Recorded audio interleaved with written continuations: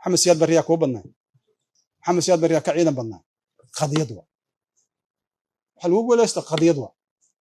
qadiyada anaga u taagana waa rumaysana ayada u noolaanayna ayada u dhimanayna waxaan aaminsanahay in cadaaladda dadka yaa la barakicin dadka yaa la dhibaataynin xabsiyada laga daayo dadka intaas u taagana dalkana doorasho xur ah oo xalaal ah heshiis lagu yahay la galiyo intaas maxay u dhimay dawladda maalinkii dawladdu ay xoogaysato waa sida aan rabno oo amniga la sugo oo shaab laga adkaado annaga keenay waa idin kaga sheekeeyay aniga hubkii aan watay oo shakhsiga ahay oo aan lahay oo maxkamadda aan ka keenay madaxtooyada ugu soo tagay haddaan hub rabo maxaa u soo qaado waay maxaa keenay mar kale inaan hub raadiyo amnigeyga u baq dadka kalena waa ila mid maxaa yeelay baabuurka wuxuu u baahan yahay kharash ciidanka saaran kharash u baahan yahay walaasha nagu ta annaga يا ريت ما أنت إنه دولة أود أصلها لهاد إنه سوى كرت أمن جن إنه سكت إسكافة نفتن أمن كمان ماشي ما أنت أي جوكت محايا المرة دي حبض له جوسور ذي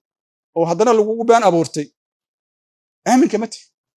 مركب منيك قد لا يكون هاي هذا حب كان كارد جاي سوى أقبل سادس وحلا أقبل كرامة وحلا أقبل كرامة مركب maxaan ku yiraahdaa sida uu ka dhawaajiyay xogayaha xisbiga dadka dhibaatadu gaartay runtii aad uga xunnahay waa u tacsiyeynaa xisbiga xisbi dhaqaale leh ma aha laakiin waxaa nala xumaatay oo nala fool xumaatay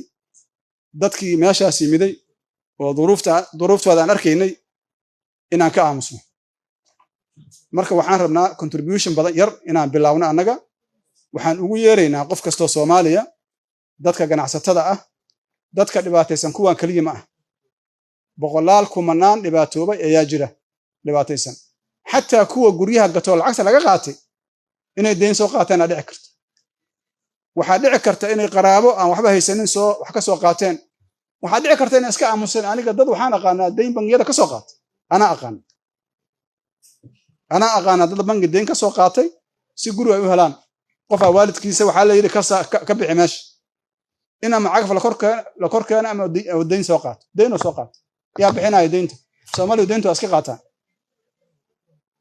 ya ama dad qaraabo ah wax laga soo qaaday walaasku waa tiro badan yahay qoyskii ka koobnaa 7 qof ma laga yaabo hal qof inuu shaqeynaayo guriga laga barakiciyo laga yaabo 3 aan inay iskuulka dhiganaysi haddii ugu batana $200 ay soo galaysi $200 ma ijaaro ku bixina ma raashino ku bixina ma iskuulo ku bixina ma anigu jirano ma taqaana yani ya dadka magaaladan jooga dadka qaar waxa islaada naxariis daran yani dadka hadda dhulkan gadaaya halka guri meeqa ka faa'iidaan halkii boos aan dhaw halkii boos ilmis 30 kun laga hadlaya 30 kun 40 kun 50 kun laga hadlaya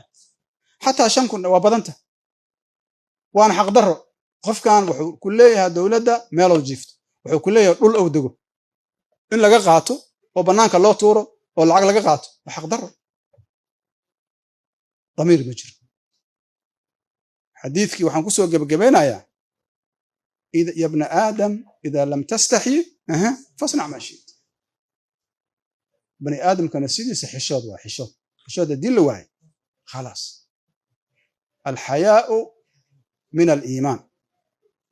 يا قف كان حشونيني إيمان ماله وأنا عرفت مركا waxaan aad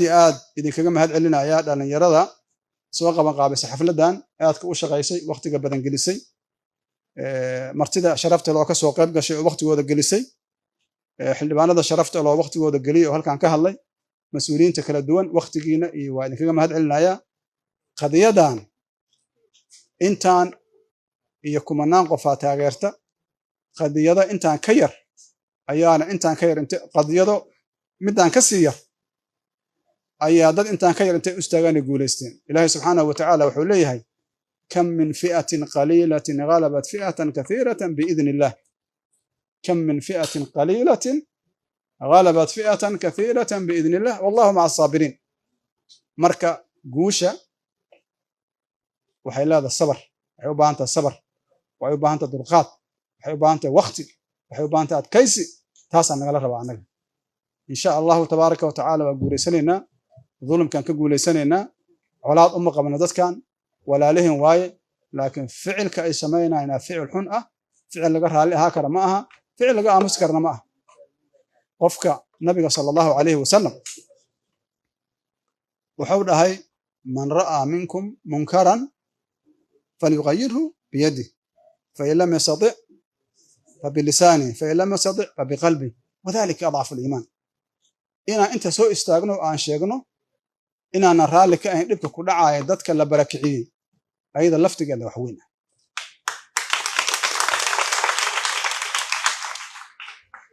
مقرا كرنو فرحد أي دريمايان dadka la barakiciyay ee la dhibaateeyay markay arkaan dad waaweyn oo dartooda isugu yimid xildhibaan jeeso baa waxa u dhahay ani ma lay barakicinin. marka haddii walaalkaa la barakiciyo oo walaashaa la barakiciyo adna waa lagu barakiciyo ya. marka dulumka aan ka hortagno dowladnimada sidaas inoogu jiraysaa. kuwa leh dowladnimada naga dumaysa haddii dadka la garab istaagana waa dhunsan yihiin. waxaan leenahay allah soo hanuuniyo xoolihiina xalaal iyo xaaraam ilaahay idin kula xisaabtamaayo, laakiin ka hor leexda ummadda dhibaataysan xuquuqdooda ha raadsidaano. waxaan u soo noqonayaa arrinta mudaaharaadka waa selmi waxaa loo wadaa mudaaharaad nabadeed. dhiig inuu ku daata lama rabo, in qof la caayo lama rabo, qadiyad mucayana ayaa laga hadlaa, taasaa la sheegaa. waxaan u malaynaa diiniya si fiican arrintaas u faahfaahiyey. ummadna waxaa lagu qiyaasaa inta qadiyadooda ay si nabada u sheegi karaan. marka annaga amniga khatar kuma nihin, dowladnimada khatar kuma nihin, bilcagsi waxaan xoojinaynaa qodob dastuuri oo dastuurka noogu qoran oo ka mid a mabaadi'da asaasiga ee mataqaanaa dastuurka. qodobada koowaad oo ilaa 30 iyo meeqa waa kuwa asaasiga aan fiiriyo intuu igu qoran yahay.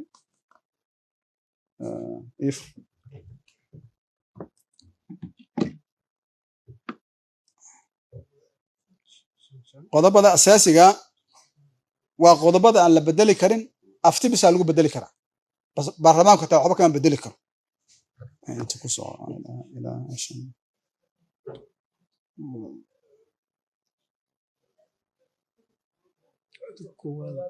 cutubka koobaad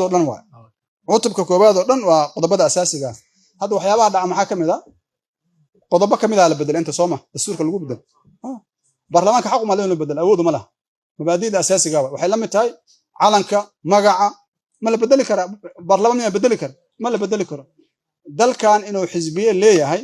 xisbiye badan inuu ku dhisan yahay kan inta ku jirta ma la bedeli karo. baarlamaanka ma bedeli karo. baarlamaanka waxaa jira waxyaabo awood u leeyahay, waxyaabo awood u lahayn. marka dastuurka sidoo loogu tuntaa garanaysaa meesha ka arkaysa. marka aanu diyaar garowno marxaladaas cusub oo aan bilaabayno dawlad toosinta. marxalad cusub oo dawlad toosin, marxalad cusub oo ilaalinta dastuurka iyo difaaciisa, marxalad cusub oo garab istaaga dadka madluumiinta ah, marxalad cusub oo dawladda in lagu soo celiyo jidka saxda ah, inay wada hadalka u soo laabtaan, dadka kibirka intay iska dhaafaan iyo anaa lay doorto inay u soo laabtaan, dadka kala hadlaan. anaga murashaxiinaan nahay, waxaan u tartamaynaa xilka. sababtaan ugu tartamaynana waxaan aaminsannaa ummadda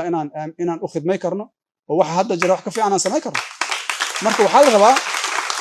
in laga heshiiyo doorasho hal nin uu samaystay, hal xisbi uu samaystay oo mataqaanaa